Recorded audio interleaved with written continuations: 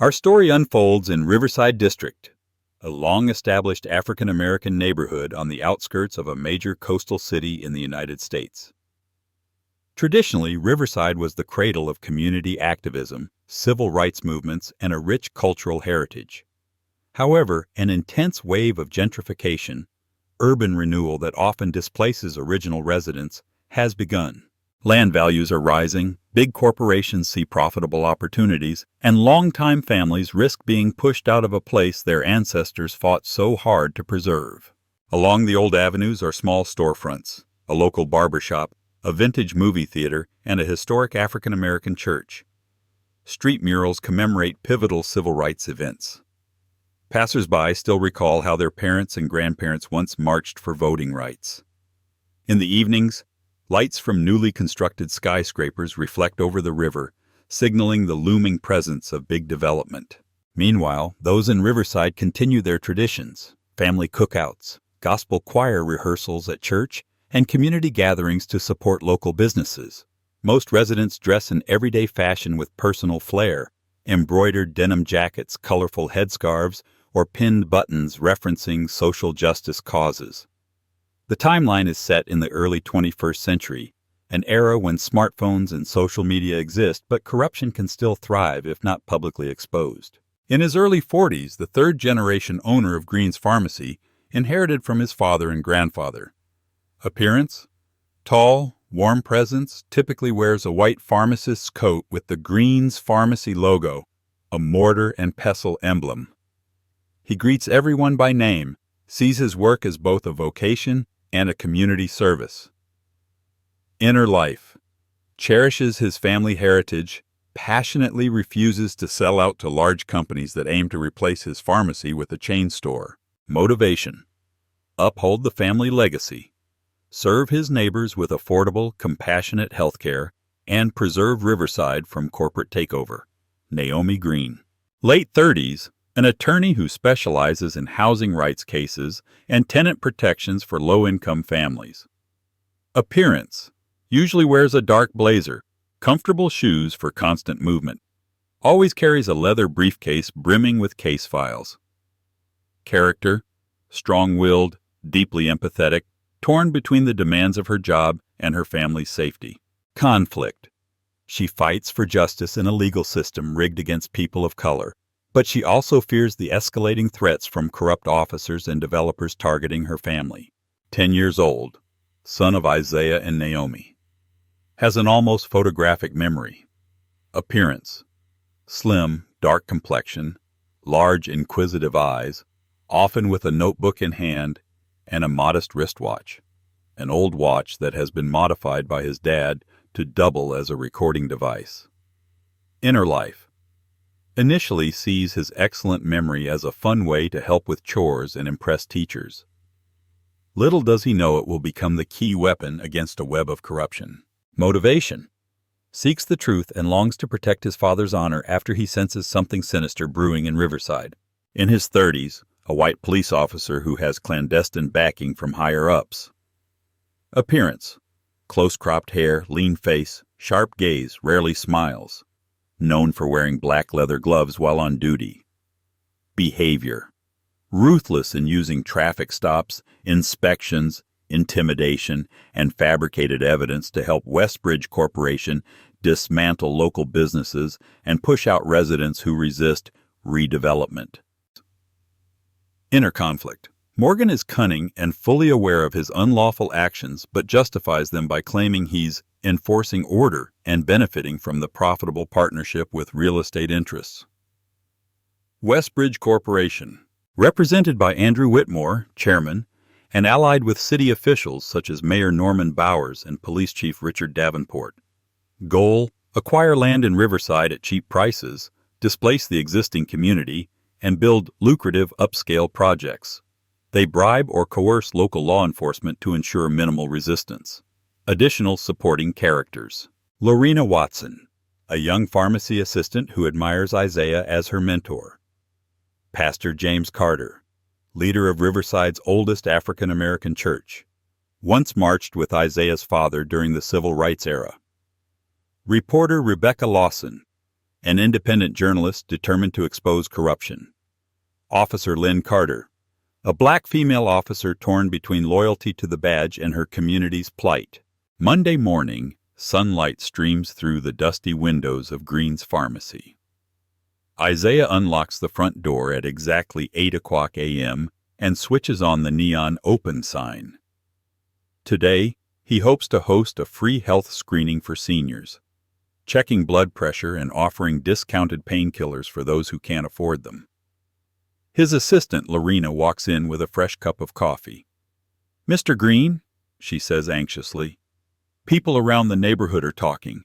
Westbridge is trying to buy up more land. Some folks say they're being pressured by the city."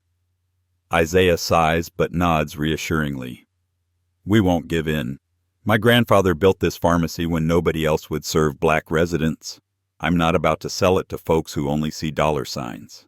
A few blocks away, in an old brick office building, Naomi pores over a stack of eviction notices. Many long-term residents face sudden rent spikes or code enforcement complaints suspiciously timed to push them out. The walls of her office are covered with framed newspaper clippings about civil rights victories. The biggest one, from decades earlier, features a photo of Isaiah's father marching arm in arm with local church leaders. Naomi carefully drafts lawsuits against the city, but she mutters, "We're up against powerful enemies. Westbridge's pockets run deep, and they have connections in the mayor's office."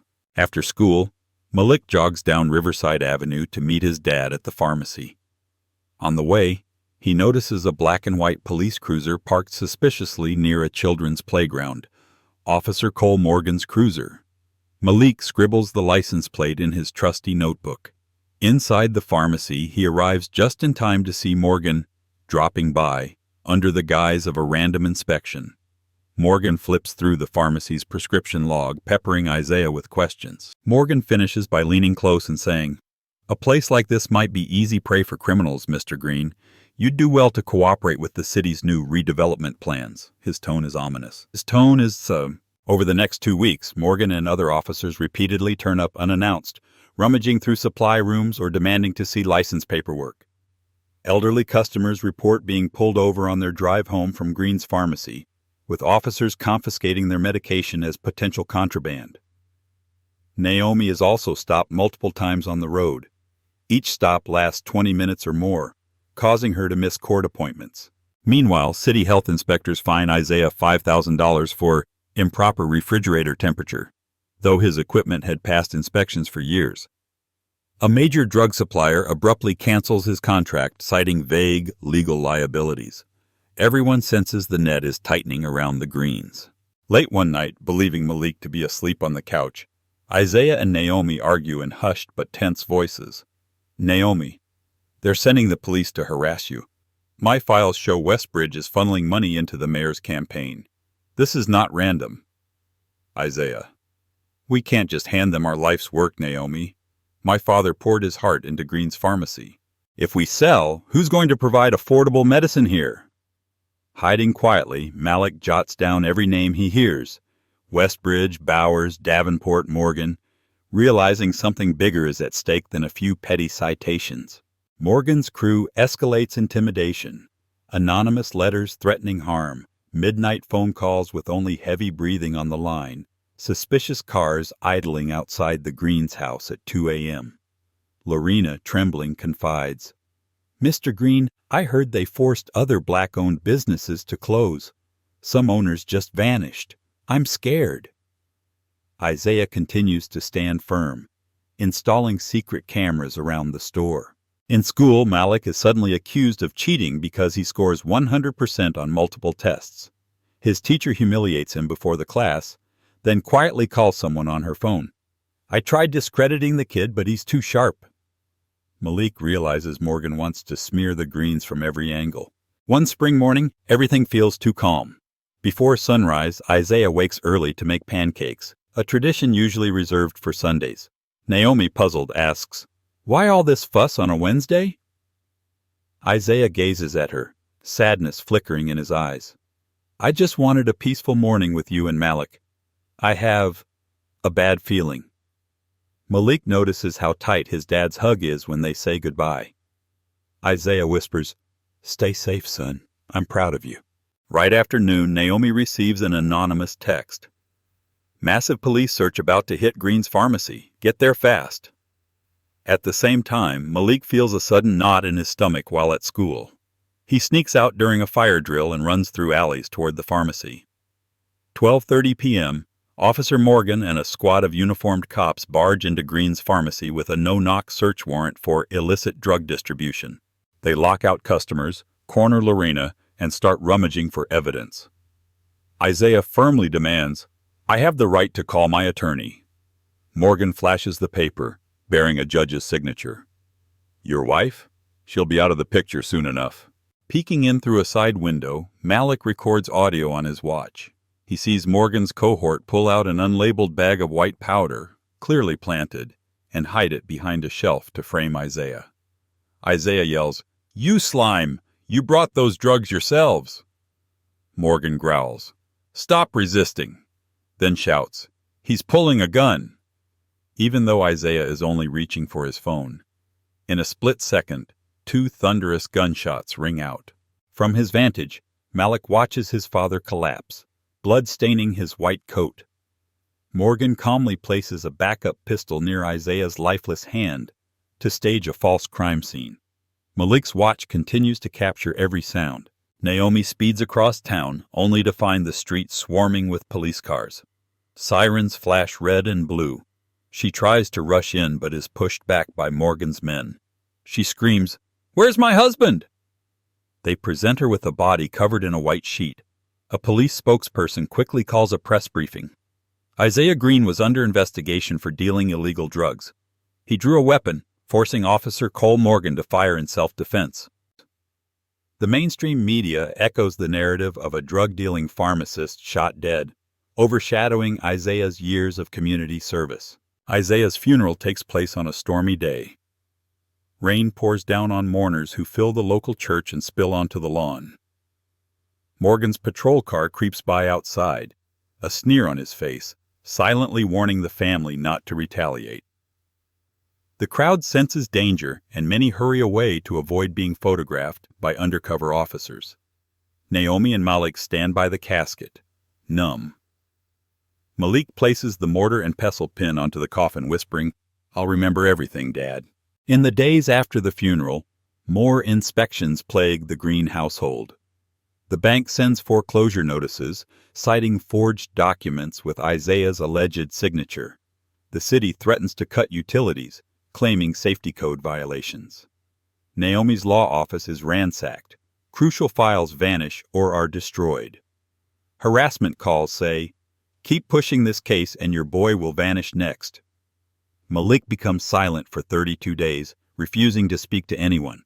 Teachers fear he's traumatized. In reality, he's meticulously compiling all the puzzle pieces in his notebook. One evening, Naomi weeps alone over Isaiah's photo. Malik quietly enters, activating his watch's playback. She hears her husband's final words, "I'm calling my lawyer," followed by the 2 gunshots, then the metallic clink of the planted gun. Stunned, Naomi asks, "You recorded it all?" Malik nods. "Dad told me to pay attention. He wanted the truth out, Mom." Rage and hope spark in Naomi's eyes as she contacts District Attorney Samuel Knight, one of the few uncorrupted officials, to hand over Malik's damning audio.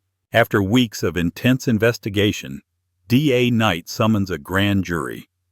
Officer Cole Morgan is formally charged with second-degree murder and evidence tampering. The Riverside community erupts in protest demanding deeper accountability. Demonstrators hold signs reading, "Justice for Isaiah Green," standing outside City Hall. Morgan is out on bail, backed by a massive police union defense fund.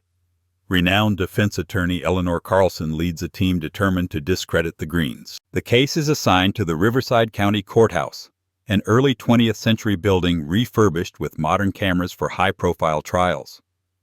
The gallery is packed. On one side, uniformed and off-duty officers. On the other, residents from Riverside wearing T-shirts with Isaiah's picture. Tension is so thick it's almost tangible. Judge Harriet Walters presides, known for her no-nonsense approach and willingness to tackle systemic issues. Attorney Carlson begins by painting Isaiah as a covert criminal, claiming Morgan had no choice but to shoot. Alleged witnesses testify they bought illicit drugs from Isaiah, testimony clearly bought and paid for. Whenever real community members try to testify, the defense unearths petty infractions or threatens them with IRS audits or suspended driver's licenses. Morale dwindles, but Naomi stands firm. Officer Lynn Carter finally breaks rank, testifying that Morgan and several others were part of a larger operation sponsored by Westbridge to target black-owned businesses. Threats immediately follow her, including near-miss car accidents. Still, Carter returns to court saying, "I can't stay silent after witnessing what happened to Mr. Green." Her testimony corroborates the pattern of intimidation. At last, D.A. Knight calls Malik Green to the witness stand. The courtroom hushes. Everyone sees a 10-year-old boy, feet barely touching the floor, taking an oath with surprising composure. Knight asks, "State your name, age, and if you were present the day your father was shot." Malik answers clearly, "My name is Malik Isaiah Green. I'm 10 years old. I was there that day, and I saw the entire thing. Officer Cole Morgan shot my dad even though my dad only had a phone." Whispers ripple across the police side. Morgan goes pale. Defense counsel shouts, "Objection!" but Judge Walters overrules it. Malik continues. Malik recounts events with photographic precision. On April 12th at 3:17 p.m., Morgan stopped my mom's car, kept her for 27 minutes in the sun. She was late for her next case. On the day of my father's death, Morgan planted a white bag on the third shelf from the right, then yelled, "He's got a gun!" My dad only had his phone. Each detail matches phone records, traffic cam footage, and weather reports. The jury scribbles notes furiously, stunned by the boy's clarity. The greatest blow to Morgan's defense is the audio from Malik's watch. A forensic sound expert confirms its authenticity. It captures Isaiah's last words, "I'm calling my lawyer," followed immediately by 2 gunshots, then the click of a gun placed on the floor. Defense attempts to argue the recording is illegally obtained. The judge allows the jury to hear it regardless. Many in the audience gasp or cover their mouths in horror. Under mounting pressure, Morgan snaps from the defense table. "Shut up, kid! Your father had it coming!" Bailiffs restrain him before he lunges at Malik. The jury stares in shock as Judge Walters orders them to clear the courtroom. Naomi rushes to her son, but he remains steady, softly repeating, "Dad was right about remembering." Further investigation reveals the entire pay-to-play ring. Westbridge, Police Chief Davenport, Mayor Bowers, and various officers had orchestrated code violations, withheld permits, and faked evidence to force out minority-owned businesses. Documents show Westbridge planned to bulldoze Riverside and replace it with luxury condos. Kickbacks funneled into political campaigns and personal accounts. With the FBI stepping in, dozens of arrests follow. The city voids wrongful evictions and pledges to compensate people harmed by the scandal. In the final phase of the trial, Morgan stands convicted of second-degree murder and evidence tampering, receiving 30 years in prison. As he is led away in handcuffs, community members erupt in cheers. People across Riverside see Morgan's fall as a turning point in a long fight for accountability. The mayor resigns. The police chief is fired, awaiting charges. Westbridge is forced to restructure, mandated to include affordable housing and restore certain properties to original owners. Outside the courthouse, Naomi holds Malik's hand as reporters gather. She speaks calmly. "This is not just justice for Isaiah Green, but for Riverside as a whole. We will keep fighting so no other family loses someone the way we did." Malik hands journalist Rebecca Lawson his notebook full of meticulously recorded details. "Please keep telling people what's happening so nobody else goes through this," he says. Lawson, teary-eyed, promises an in-depth exposé. The police union threatens lawsuits, but the public sentiment is firmly on the Greens' side. Though Isaiah is gone, Green's Pharmacy lives on thanks to community donations. Pastor James Carter brokers a deal with city leaders to designate the pharmacy as a historic community site. Naomi uses the settlement money to start the Isaiah Green Scholarship Fund, aiding minority youth pursuing careers in pharmacy or law. Lorena steps up as the new head pharmacist, continuing to offer reduced-cost meds. Isaiah's dream of healthcare for the less fortunate perseveres. 1 year later, on the anniversary of Isaiah's passing, Naomi and Malik visit his grave. The inscription reads, Isaiah Green, beloved husband, father, and community pharmacist. Malik gently places a single white rose on the headstone, wearing the mortar and pestle pin his father once wore. He still keeps that watch on his wrist, not just as a recording device, but as a symbol of the truth they uncovered.